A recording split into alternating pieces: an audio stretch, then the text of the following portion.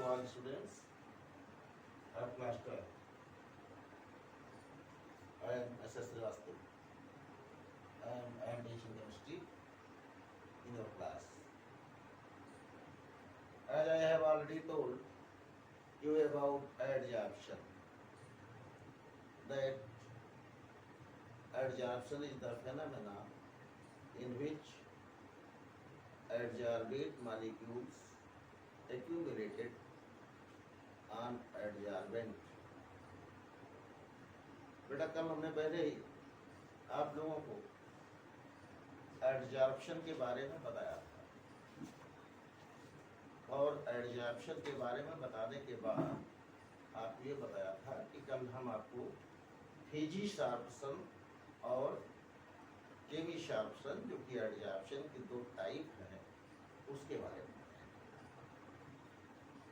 फिजिशार्प्शन दो टर्म है, एक है फिजिकल एडजॉर्प्शन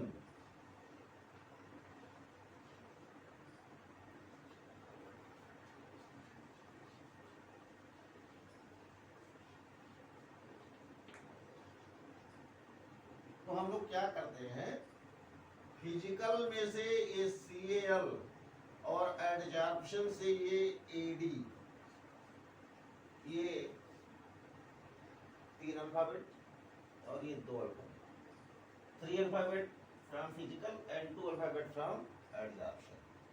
5 अल्फाबेट को रिमूव कर देते हैं तो ये टर्म जो है, जब इन दोनों को माइनस कर देते हैं हम, ऐड और कल इन दोनों को माइनस करके एक साथ जोड़ देते हैं तो ये बन जाता है फिजिशार्प्शन। देखिए फिजी यहाँ से हो गया PHYSI और शार्प्शन यहाँ से बचा, एडी हटा दिया आपने तो फिजिशार्प्शन टर्म हो जाता है। ये फिजिशार्प्शन क्या है? फिजिशार्प्शन जैसे आप एक लोहे के रॉड के ऊपर पेंट लगाते हैं, कल हमने बताया था आपको, तो ये फिजिकल एडजॉर्प्शन होता है।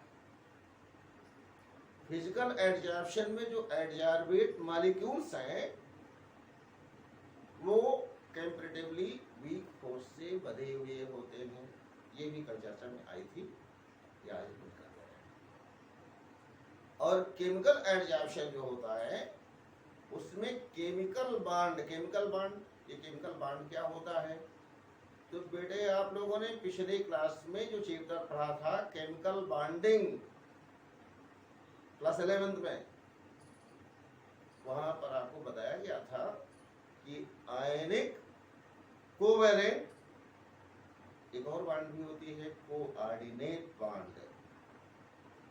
ये तीनों बॉन्ड के अलावा भी बॉन्ड होते हैं, जैसे hydrogen bonding, sigma bond, pi bond and so on. लेकिन हम इनको शॉर्ट में ही बताते हैं कि जो अभी आप शॉर्ट में कह सकते हैं आयनिक कोवैलेंट बॉन्ड और कोऑर्डिनेट बॉन्ड के द्वारा जब एडजॉर्बेट मॉलिक्यूल एडजॉर्बेंट की सरफेस पर एडजॉर्ब होता है तब आप उसे कहते हैं कि ये केमिशार्प्शन है, क्योंकि वहां पर केमिकल बॉन्ड बन रहा है। तो फिजिकल एडजॉर्प्शन और केमिकल एडजॉर्प्शन, ये केमिकल एडजॉर्प्शन में भी ठीक उसी प्रकार से जैसा कि आपने यहां बताया, CAl हटा दिया और एडजॉर्प्शन से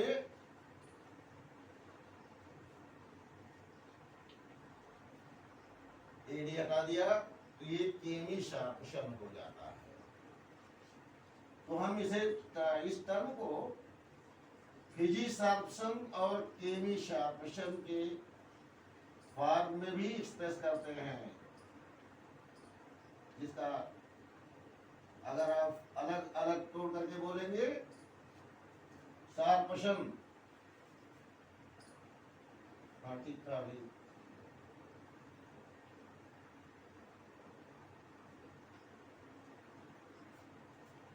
तो ये फिजिशार्प्शन और केमिशार्प्शन फिजिकल एडजॉर्प्शन और केमिकल एडजॉर्प्शन को एक्सप्रेस करता है। फिजिकल एडजॉर्प्शन और केमिकल एडजॉर्प्शन के कुछ कॉमन एग्जांपल, केमिकल एडजॉर्प्शन के कुछ कॉमन एग्जांपल आपको बता दें। जैसे फिजिकल एडजॉर्प्शन में कॉमन आपने बताया कि वीक फोर्स से आपने पेंटिंग किया तो आपके विंडो पर जो लगा हुआ है ग्रिल उस पर पेंट लग गया, या आपके डोर्स पर आप पेंट करते हैं तो वो पेंट लग गया। ये फिजिकल एडजॉर्प्शन की एग्जाम्पल थी। इस एग्जाम्पल को आप नोट कर सकते हैं जहां भी जरूरत पड़े। अब केमिकल एडजॉर्प्शन की बात करिए। केमिकल एडजॉर्प्शन आपने कहीं देखा नहीं। बेसिकली क्या है, जब आप किसी चीज को देखे रहते हैं कि हमने ये चीज देखा है, तभी वो दिमाग में कुछ देर तक रुकता है। आप सभी बच्चों ने अपनी साइकिल देखा होगा। अब साइकिल में क्या देखना है हमको, साइकिल दो प्रकार की देखा होगा, एक नई साइकिल और एक पुरानी साइकिल जिसमें जंग लगी हुई है। उसमें साइकिल का जो पहिया होता है ना, ये रिम कहते हैं, पहिए में ये रिम जो लग होती है।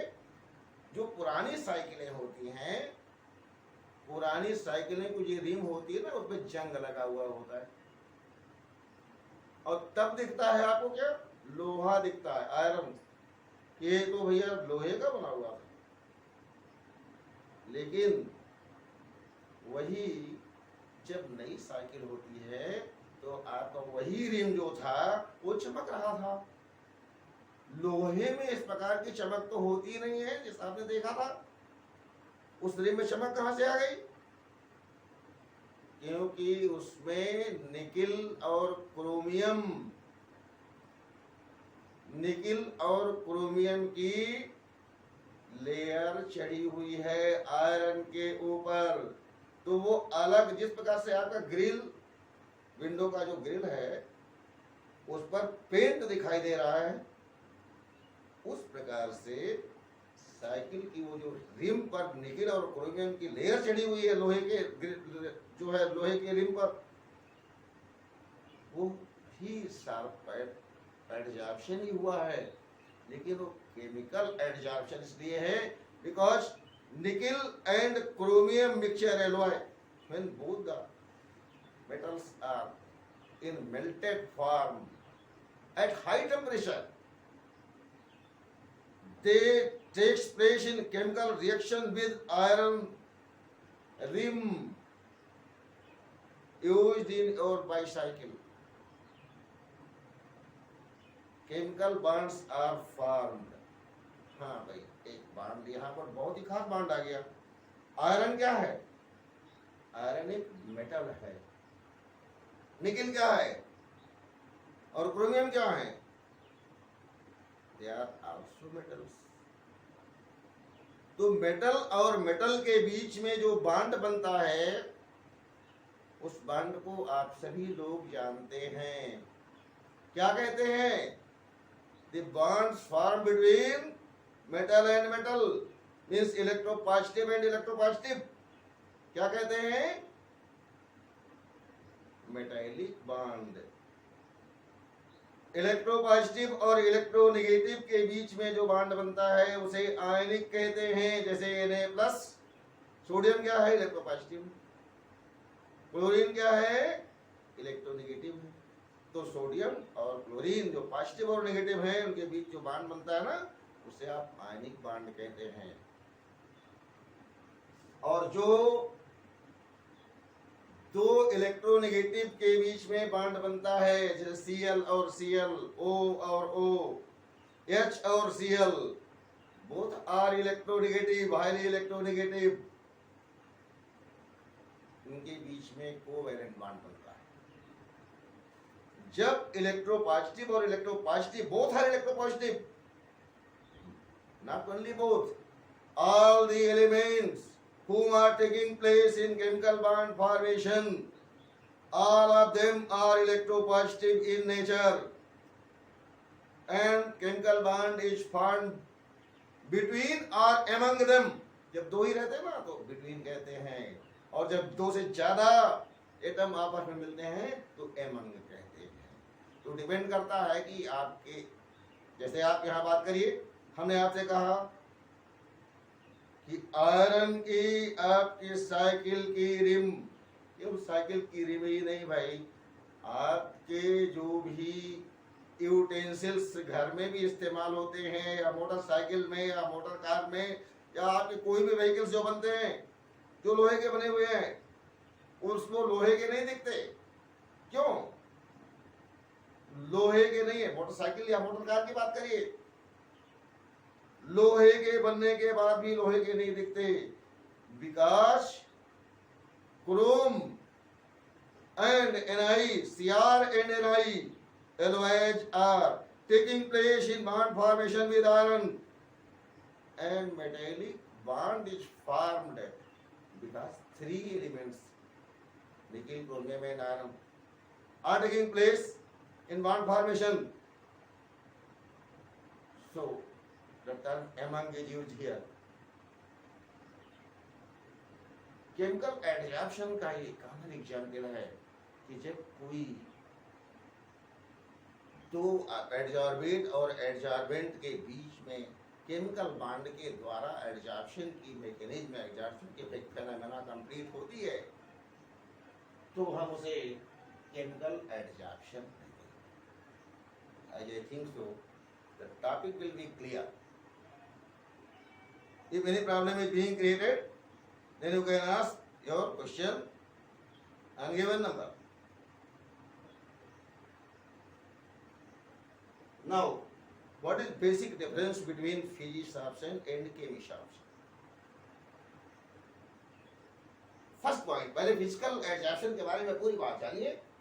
फिजिकल एडजॉर्प्शन जो होती है उसमें लैक ऑफ स्पेसिसिटी होती है। लैक ऑफ स्पेसिसिटी का क्या मतलब है? आपने पेंट ले लिया, मैंने आपसे पेंट के बारे में बात किया, और पेंट ले करके आप अपने लोहे की बनी ग्रिल पर लगा दिया। वही पेंट ले करके आप लकड़ी के बने दरवाजे पर भी लगा दिया। वही पेंट ले करके प्लास्टिक के बने हुए अपने टेबल पर भी लगा दिया। भाई हंसना नहीं, वही पेंट लगा करके किसी के मुंह पर भी लगा दिया, होली खेल लिया, तो पेंट हर जगह चिपकने का काम करता है, अर्थात उसकी जो एडजॉर्प्शन है वो स्पेसिफिक नहीं है। लेकिन बेटा वो बॉयल करता हुआ जो निकल और क्रोमियम की लेयर है, जो निकल और क्रोमियम की आप केमिशार्प्शन कर रहे हैं, वो केमिशार्प्शन अगर आप लकड़ी के ऊपर कराना चाहें, there will be no chemical adsorption on such ground of wood. इसी को कहते हैं कि फिजिकल एडजॉर्प्शन स्पेसिफिक नहीं होता। अगर स्पेसिफिक होता ना तो एक ही जगह लगता। जैसे आपको मैंने बताया कि निकल और क्रोमियम की वो जो जोड़ी है वो आयरन पर ही चिपकती है और आयरन पर ही एडजॉर्प्शन को फेनोमेना कंप्लीट करती है। तो ये जो पॉइंट आपने देखा कि फिजिकल एडजॉर्प्शन में ये पहला पॉइंट जो आपने बताया, ये स्पेसिफिसिटी वो नहीं होती। दूसरा पॉइंट ये है nature of adsorbate. Nature of adsorbate, देखिए नेचर ऑफ एडजॉर्बेट का सेंस ये है कि जो एडजॉर्बेट आपने लिया है या एडजॉर्बेंट आपने लिया है उनकी प्रकृति कैसी है, सॉलिड, लिक्विड, गैस, क्योंकि इसमें सरफेस एरिया होता है।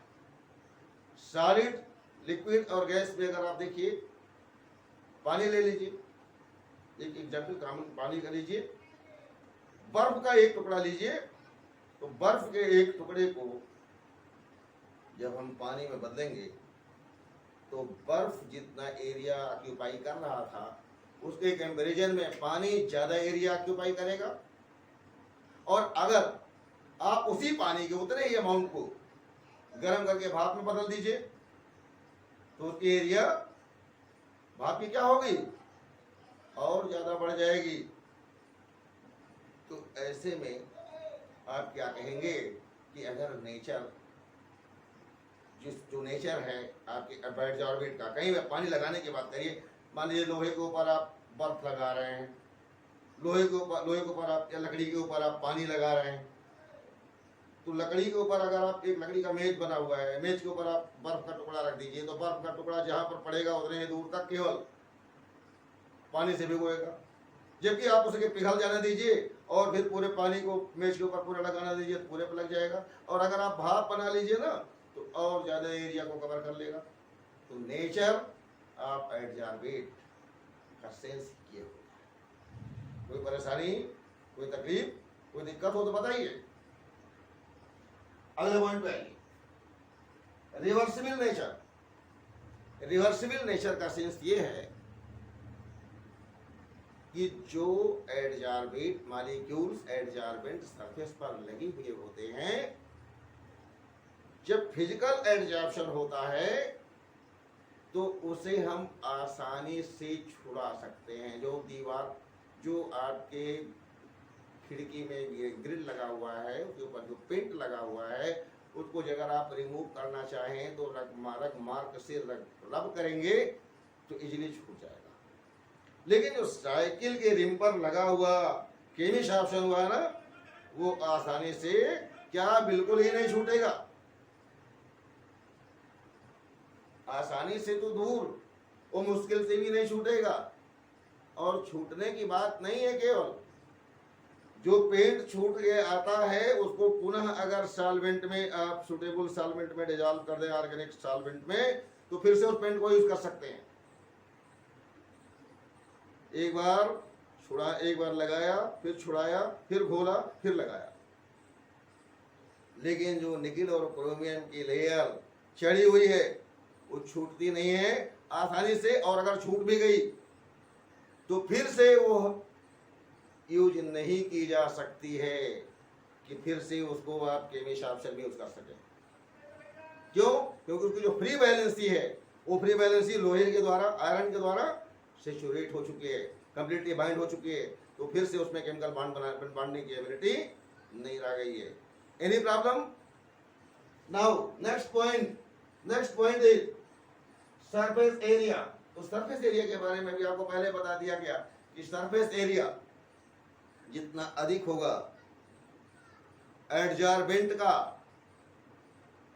या एडजॉर्बेट का, उतना ही अधिक होगी एडजॉर्प्शन की रेट, चाहे वो फिजिकल एडजॉर्प्शन हो और चाहे केमिकल एडजॉर्प्शन हो। सरफेस एरिया का क्या सेंस है? अभी मैंने आपको सरफेस एरिया बता दिया कि सरफेस एरिया यही है कि पानी का सरफेस एरिया बर्फ के कंपैरिजन में ज्यादा, और भाप की सरफेस एरिया पानी की अपेक्षा अधिक। इस प्रकार से सरफेस एरिया बढ़ने के साथ साथ एडजॉर्प्शन की जो रेट है वो बढ़ती है। तो ये दिमाग में फिजिकल एडजॉर्प्शन और केमिकल एडजॉर्प्शन सब पर ये लागू होने वाली चीजें, दोनों में सिमिलर होती हैं। और इसके बाद enthalpy of adsorption, enthalpy of adsorption की बात कर लें। एंथैल्पी तो दोनों में होती है, फिजिकल एडजॉर्प्शन में भी और केमिकल एडजॉर्प्शन में। ये एंथैल्पी क्या होती है? सबसे बड़ी तो समस्या ये हो गई कि एंथैल्पी होती क्या है ना? एंथैल्पी क्या होती है? एंथैल्पी क्या होती है ये जान लीजिए। जब कोई भी रिएक्शन होता है, केमिकल रिएक्शन,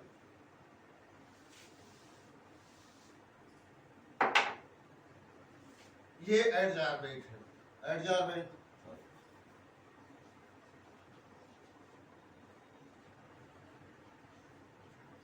और ये किसी एडजॉर्बेंट से मिल रहा है।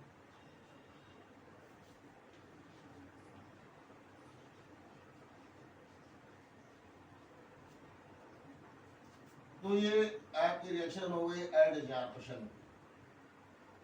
एडजॉर्प्शन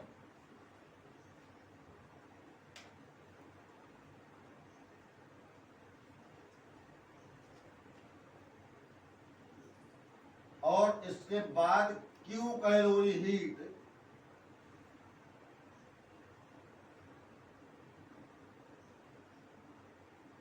बाहर निकलती है। ये जो क्यू कैलोरी हीट निकलती है बाहर, उसी को आप कहते हैं कि ये एंथैल्पी है। ये जो बाहर जब निकल जाती है तो ये जो जब हीट बाहर निकलता है तो उसके लिए delta H is equal to minus Q होता है, माइनस क्यू कैलोरी उस रिएक्शन के लिए। डेल्टा H का मतलब एंथैल्पी। एंथैल्पी का मतलब क्या होता है? आंतरिक ऊष्मा परिवर्तन। आंतरिक ऊष्मा परिवर्तन क्या होती है भाई? देखिए, आप हमको ले लीजिए उदाहरण के तौर पे, मेरे पास कुल 10 रुपए हैं, मैं 10 रुपए का मालिक हूं, तो मेरी टोटल जो एंथैल्पी है वो 10 रुपए है। जब मैं जाता हूं कहीं दुकान पर और 2 रुपए का कोई सामान खरीद लेता हूं, तो वो सामान खरीदने के बाद 2 रुपए का चना खरीद लेता हूं, लैया चना, और लैया चना खरीद के खा लेता हूं, तो अब मेरे पास केवल 8 रुपए ही बचते हैं। तो अभी तक जो मेरी पहले एंथैल्पी कितनी थी? 10 रुपए थी, और अब कितनी हो गई? अब 8 रुपए हो गई। यानी जो मेरी आंतरिक ऊर्जा, आंतरिक ऊष्मा 10 रुपए की थी, 10 कैलोरी की थी, 10 किलो कैलोरी की थी। हम ऊर्जा की माप रुपए से नहीं करते, हम तो समझने के लिए, केवल समझाने के लिए रुपए का इस्तेमाल किए थे। किलो कैलोरी या कैलोरी में एनर्जी जो आप मेजर कर रहे हैं, जब आपके पास 10 कैलोरी ऊर्जा थी पहले, आपने 2 कैलोरी खर्च कर दिया, तो आपके पास 8 कैलोरी ही बची। जानते हैं कौन सी रिएक्शन है? ये एक्सोथर्मिक रिएक्शन है, क्योंकि आपके अंदर से जो थर्मल एनर्जी थी, पैसे की गर्मी जो थी, वो पहले 10 रुपए की गर्मी थी ना, अब केवल बेटा 8 रुपए की गर्मी बची। तो EX एग्जिट जो आप जानते हैं ना, एक्स मतलब बाहर हो गया, तो आपकी एनर्जी बाहर हो गई, तो ये एक्सोथर्मिक रिएक्शन है। अब आपका एक्सोथर्मिक रिएक्शन इसी को कहते हैं, when amount of energy liberates after completion the reaction, then such reactions are called as exothermic reaction, and the value of delta H, that is enthalpy, will be negative because pure calorie heat is going out. While if in any chemical reaction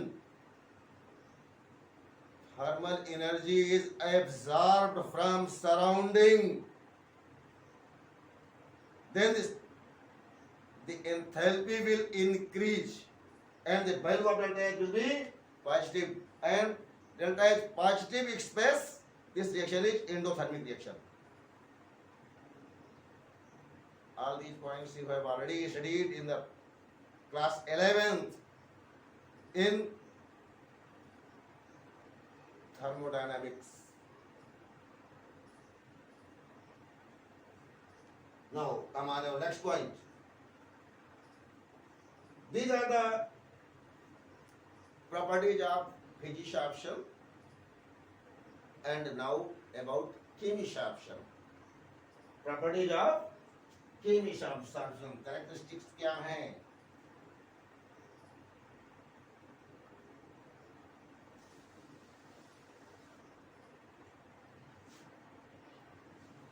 This reaction is common for each one, for chemistry or physics.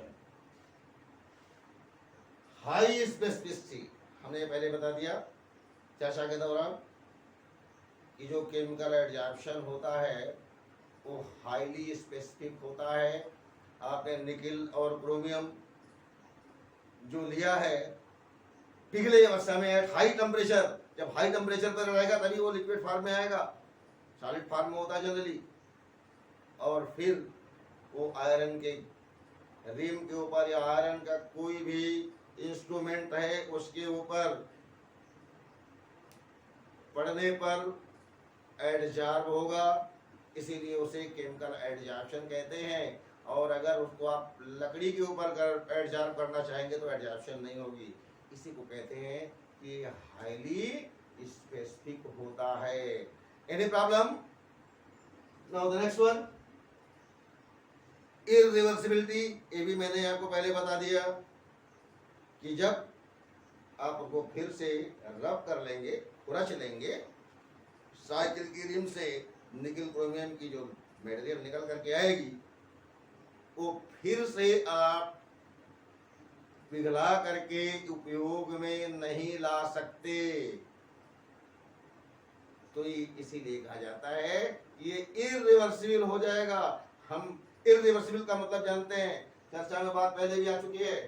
Irreversible का मतलब होता है कि जो reaction केवल एक ही दिशा में जा सके, पुनः वापस ना सके। रिवर्सिबल जो दोनों दिशा में जाए, जैसे हम मोटे मोटे उदाहरण भी प्रस्तुत करते हैं।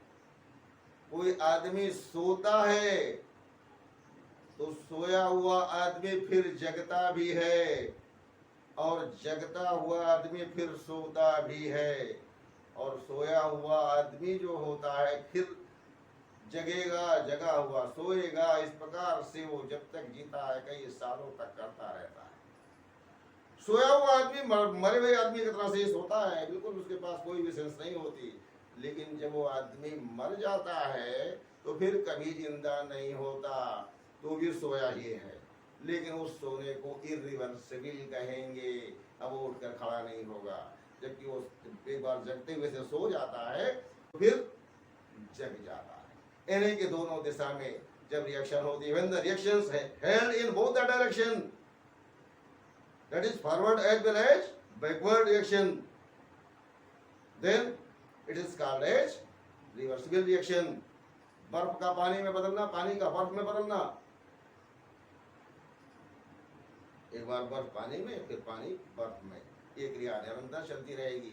इसीलिए इसे रिवर्सिबल साइन से एक्सप्रेस किया जाता है। ऐसे लिखा जाता है, आइस, आइस को आपने हीट कर दिया और हीट करने के बाद ये वाटर में कन्वर्ट हो गया, और वाटर को जब फिर आपने कूल कर दिया तो कूल करने के बाद ये आइस में बदल गया। इस प्रकार से जो रिवर्सिबल रिएक्शन होता है ना, उसी सिंबल से दिखाते हैं।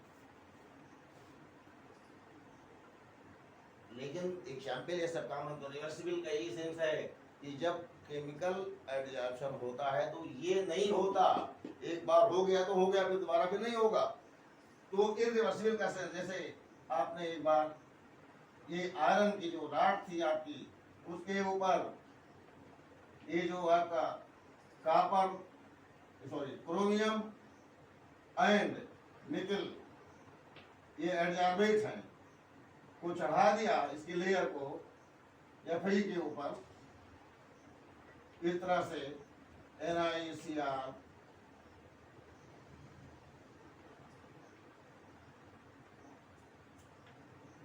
इसके सरफेस पर चढ़ा दिया।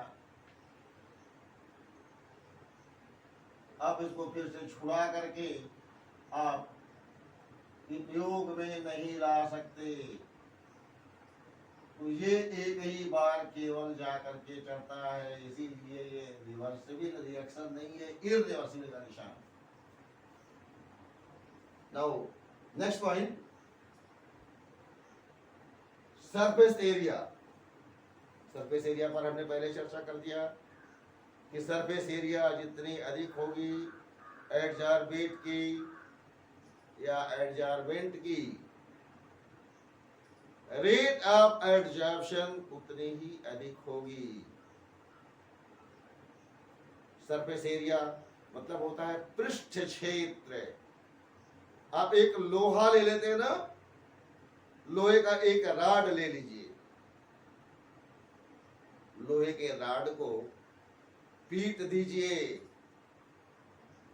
क्या कहते हैं, आपने पढ़ा होगा, मैलिएबल, MALLEABLE, मैलिएबल। मैलिएबल का मतलब क्या होता है? आपने पिछले क्लास में पढ़ा है, क्लास 9 में, कि जब किसी भी मेटल को पीटा जाता है तो वह चद्दर के रूप में फैल जाता है। इस प्रकार से किसी मेटल को हैमरिंग करने पर जब कोई मेटल फैलती है तो इस क्रिया को आप कहते हैं कि ये मैलिएबल है। When any metal is hammered with a hammer, then it changes into foil. Such phenomenon is called as malleability. And all those substances, metals have tendency of malleability. Metals have such tendency, so called metals are malleable in nature. तो बेटा अगर आप पीट देंगे, उसके surface area बढ़ जाएगी ना, तो बड़ा सा चद्दर बन जाएगा। तो कहाँ आपने पेंट लगाया था तो ये पतली सी राड में से पोत दिया था, चलो थोड़े से पेंट में काम चल गया था, थोड़ा सा ही केवल एडजाब हुआ था पेंट। लेकिन अगर आप चद्दर बढ़ा दे कर देंगे, इतना चौड़ा कर देंगे, तो अब आप उतने पेंट में नहीं बल्कि आपका ज्यादा पेंट लगेगा, अर्थात एडजाब्शन की जो रेट है ना वो बढ़ गई।